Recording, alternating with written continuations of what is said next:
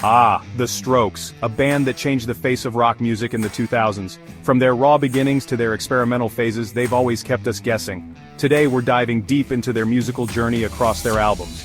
Over 6 studio albums, they've given us iconic rock anthems from Last Night to Is This It? They've experimented with different sounds yet maintained that unmistakable Strokes DNA. So put on your headphones, crank up the volume, and let's take a trip through the sonic landscape of the Strokes. Let's break it down. Let's start with their iconic debut album, Is This It? Released in 2001, it's often credited with reviving garage rock and bringing a fresh, raw energy to the music scene. The early 2000s were a time of transition in music, with pop and hip-hop dominating the charts.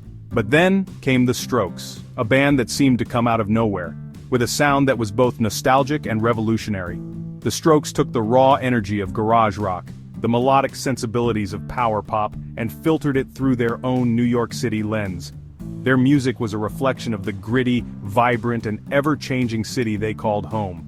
The band's aesthetic was as much a part of their appeal as their music.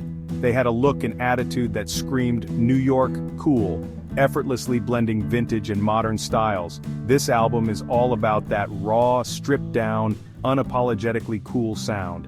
It's the kind of music that feels like it was recorded in a dingy basement, yet it's polished enough to be timeless. The live performances were electric, capturing the essence of their music in a way that studio recordings could only hint at. Crisp, catchy guitar riffs that worm their way into your brain and refuse to leave. These riffs are the backbone of the album, providing a constant driving force that keeps you hooked from start to finish. The interplay between the guitars is intricate yet feels effortless, creating a sound that is both complex and accessible. Steady, driving drum beats that propel the songs forward with relentless energy. The drumming is tight and precise, yet it has a looseness that gives the music its laid-back feel. It's the kind of drumming that makes you want to move, to dance, to lose yourself in the rhythm. And then of course there's Julian Casablancas' signature vocals, distorted, almost lazy-sounding yet strangely captivating. His voice is the perfect complement to the music, adding an extra layer of cool detachment. Casablancas' lyrics are a mix of introspection and observation, capturing the essence of youth and urban life with a poetic simplicity. The album is full of short, sharp, perfectly formed songs about love, lust, boredom, and the anxieties of being young in the city. Each track is a snapshot of a moment, a feeling, a slice of life. The brevity of the songs adds to their impact, leaving you wanting more but satisfied with what you've heard. Songs like Hard to Explain and Someday are instant classics, capturing that youthful yearning with a mix of hope and melancholy. These tracks are the heart of the album, resonating with listeners on a deeply personal level. They are songs that speak to the universal experiences of growing up, falling in love, and finding your place in the world. And then there's Last Night, the song that launched them into the stratosphere. It's the anthem of a generation, a song that encapsulates the spirit of the early 2000s. The guitar riff is iconic, the chorus is anthemic, and the whole thing just oozes with a kind of nonchalant swagger that became synonymous with the band. It's a track that demands to be played loud and often. The guitar riff is iconic, the chorus is anthemic, and the whole thing just oozes with a kind of nonchalant swagger that became synonymous with the band. It's a track that demands to be played loud and often. Is This It? Is more than just a collection of great songs. It's a statement, it's an album that said, hey, rock music doesn't have to be overblown or pretentious. It can be this raw, this immediate, this cool. It's a reminder that sometimes less is more. It's an album that said, hey, rock music doesn't have to be overblown or pretentious. It can be this raw, this immediate, this cool. This album influenced a whole generation of bands. It showed that you didn't need a big budget or a polished sound to make an impact. All you needed was passion, authenticity, and a willingness to be yourself. This album influenced a whole generation of bands. It showed that you didn't need a big budget or a polished sound to make an impact. It's an album that captures a specific time and place, yet still resonates with listeners of all ages and backgrounds. It's a testament to the power of music to transcend time and connect with people on a fundamental level. Is This It? Is not just an album, it's a cultural touchstone, a piece of musical history that continues to inspire and influence to this day. 2 years after exploded onto the scene, the Strokes returned with, think of as the cooler, slightly more polished sibling to The sound is still undeniably The Strokes. Tight guitar interplay, infectious bass lines, and Julian's effortlessly disaffected vocals, but now there's a hint of something new. There's a confidence, a swagger to this album that wasn't quite there on. The opening track, Whatever Happened, bursts out of the gate with infectious energy. And then there's Reptilia, arguably their most iconic song from this era. The guitar riff is pure adrenaline, and Julian's vocals are at their most manic and unhinged. 12. 51 has a driving, almost krautrock-inspired groove, with shimmering synths adding a layer of atmosphere. Under Control hints at a more introspective side of the band. Might not have had the same cultural impact as, but it's an album that's aged incredibly well. It's an album that confirmed that was no fluke, that the Strokes were here to stay. And then came 2006, and with it, this is the album where the Strokes decided to mess with the formula, to experiment, to push the boundaries of their sound. And you know what? It divided people. Some fans loved it, some hated it, and the debate rages on to this day. Is a different beast. It's darker, heavier, more sprawling and ambitious. It's the sound of a band shedding their skin, trying to break free from expectations. The opening track, You Only Live Once, is a statement of intent. It's a full-on rocker, with relentless energy and a chorus that dares you to sing along. Juicebox is another aggressive track with a killer guitar riff and some of Julian's most unhinged vocals. Heart in a Cage has a driving, almost post-punk feel, while Ask Me Anything is a slow-burning ballad with a haunting melody. Is a divisive album, flawed but ambitious, exciting, and ultimately rewarding. It's an album that demands your attention and rewards repeated listens. Chapter 4 angles Back from the Brink. After the mixed reception of their previous album, the Strokes took a break. A long break, 5 years to be exact.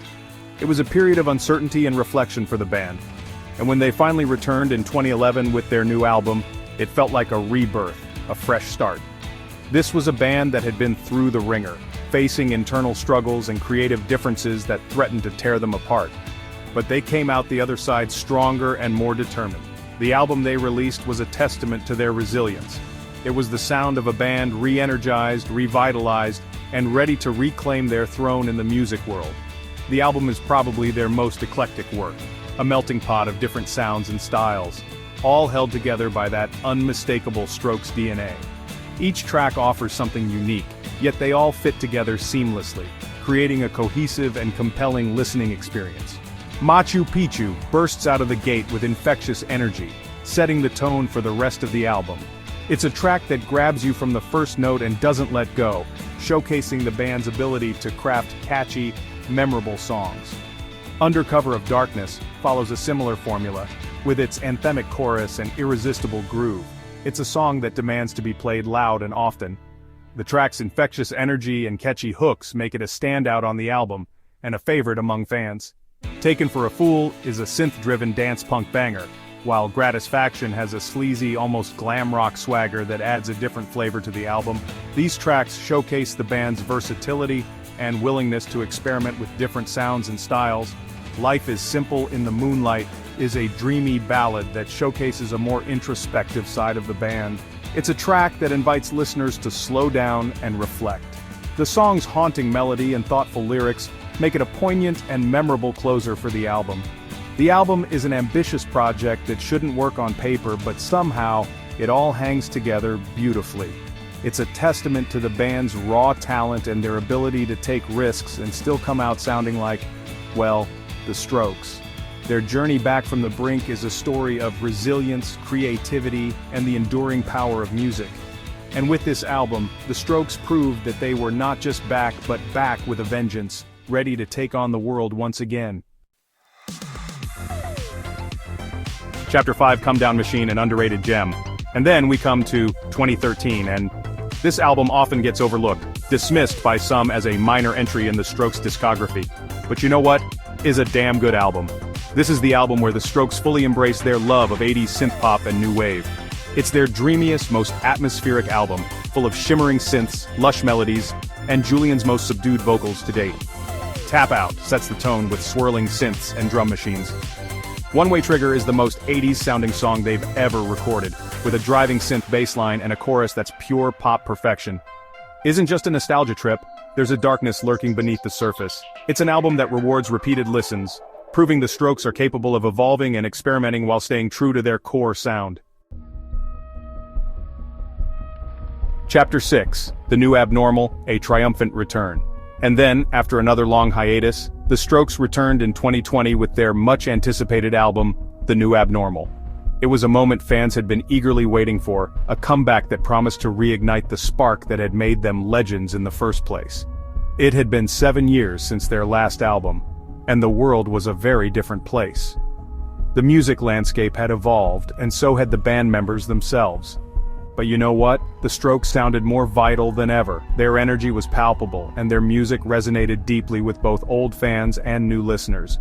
The New Abnormal is an album that feels both nostalgic and forward-thinking, a reflection on the past and a glimpse into the future. It's a testament to their ability to evolve while staying true to their roots. It's an album that finds the Strokes embracing their legacy, while also pushing themselves creatively. The recording sessions were filled with experimentation and a renewed sense of purpose. The album's title reflects the strange, uncertain times we're living in, but it also speaks to the band's own journey.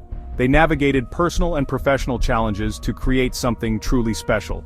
The opening track, The Adults Are Talking, is a slow-burning anthem with an epic scope. It sets the tone for the album, blending introspective lyrics with powerful instrumentation. Brooklyn Bridge to Chorus perfectly encapsulates the album's blend of nostalgia and modernity. It's a track that takes you on a journey through time, evoking memories while pushing boundaries. Songs like Bad Decisions and Eternal Summer find the Strokes experimenting with new sounds and textures. These tracks showcase their willingness to take risks and explore new musical territories. At the Door is a haunting ballad that showcases Julian's vocal range and emotional depth. It's a song that lingers with you long after it ends, a true highlight of the album. The New Abnormal is an album that proves the Strokes are still one of the most vital and exciting rock bands around. Their triumphant return has solidified their place in music history, reminding us all why we fell in love with them in the first place. So, whether you're a longtime fan or just discovering them, the Strokes' discography has something for everyone. From gritty garage rock to shimmering synths, their journey is a masterclass in musical evolution. Which album is your favorite? Let us know in the comments below, and don't forget to like, share, and subscribe for more musical deep dives. Until next time, rock on.